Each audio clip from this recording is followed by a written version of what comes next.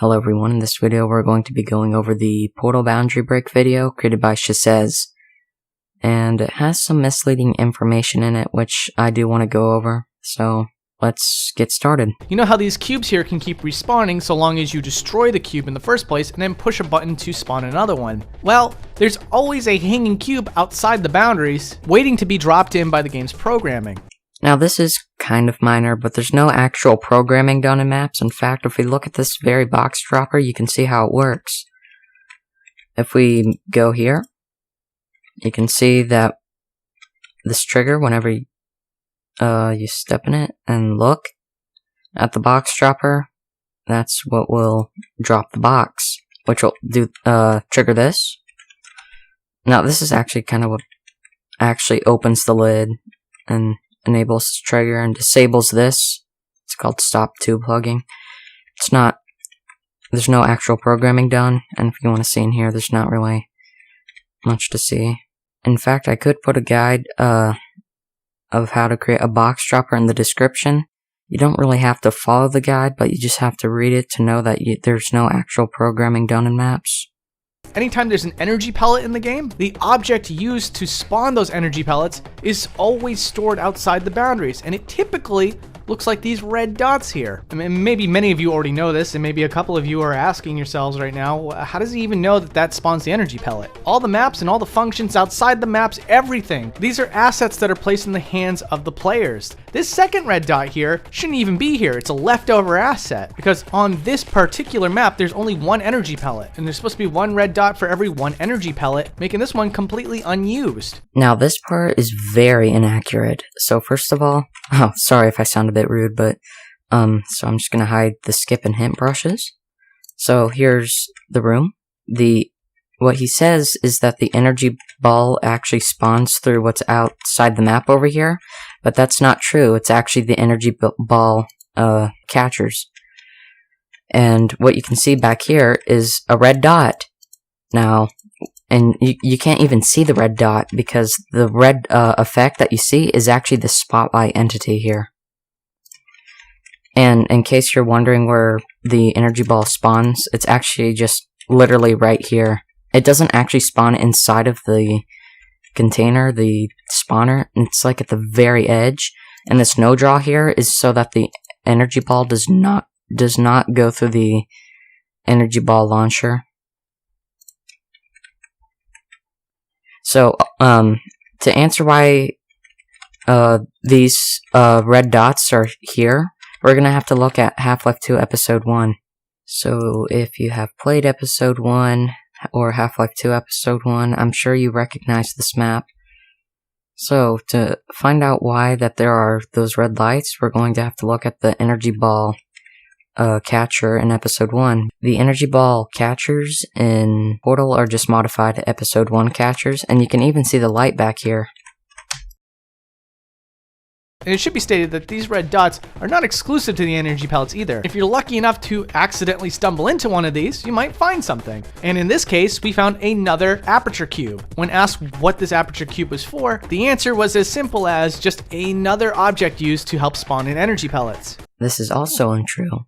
If you look at what these boxes are for, you can see that they're actually generic actors. Now, I think as explained in his video, but I'll put it simply here, generic actors are basically NPCs, you know, like an NPC citizen from Half-Life 2, or a turret, or a security camera. But the generic actor here, it basically plays all the dialogue that GLaDOS says, and the reason why it uses an NPC and not just a random sound that plays is because dialogue, and if you use an ambient generic, which is usually what plays most sounds, such as the loud electric sound played by the energy ball catcher, then the dialogue will not pause whenever you pause the game. So what they use is choreographed scenes, which is how NPCs talk in Half-Life 2, and that prevents dialogue from getting paused. There are two things here that you're not allowed to see. One of which being a box of beans, which is clearly the texture for the can of beans placed over a box of ammunition instead. It's not a retextured ammo box, it's a cube with the food can texture. In fact, it's kind of easy to mildly recreate in Blender. It's not precise, but, you know, it's just a cube with the food can texture. It's not a box of ammunition reskinned. Now, as for the radio, this one gets a little bit weird. If you were to inject a standard weapon into the game... Alright, so he says injecting weapons. There is no quote-unquote injecting weapons in Source. In fact, in saying injecting Half-Life 2 weapons is like saying injecting the portal gun. They're normal entities in the Portal DLLs. Here's a trigger to set off the dialogue as well as open the door for you, and then here's the other trigger to remove the cube from the map. So this is a little bit inaccurate, so the first trigger that's supposedly supposed to start the dialogue and open the door is actually just a hurt trigger, and it's what makes you take damage whenever you're in the trigger. And then the second trigger, he's right that it does kill the box, but it's also the trigger that plays the dialogue and opens the door. If you wait a full minute on the title screen, the camera will pan over to look at it, but one of the things that it doesn't do is show you the door that's off to the left here, or the wall that's completely behind you. For some reason, this is a completely encapsulated room. So there's nothing actually inaccurate here, I just wanted to give an explanation. That room that he shows is actually just the modified version of this area here. See these cables here? If we go to the background map, you can actually see the exact same cable pattern, and also the exact same props in the same spot. You can even see some unseen cables here that would have connected to one of these.